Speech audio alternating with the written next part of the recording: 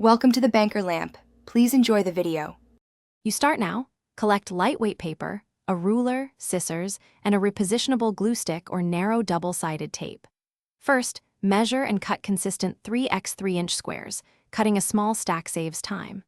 Once cut, align edges and trim any ragged bits so notes sit flat. Make sure to leave a narrow margin at the top of each square for the adhesive strip. This prevents curling and gives a reliable peel-and-stick surface for everyday use. Once you have neat stacks, apply a thin 0.5 to 1 cm adhesive strip across the top edge of each stack, centered for even peeling.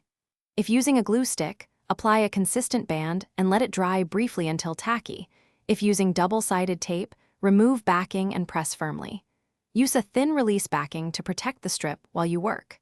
Make sure to test one sheet on a surface to confirm it lifts cleanly and sticks reliably without residue. To finish, press the stack together firmly and trim any adhesive overhang so edges remain clean.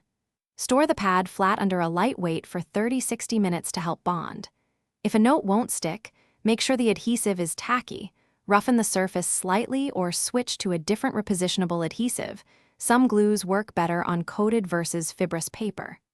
One troubleshooting tip: if curling appears, reduce glue width and increase drying time.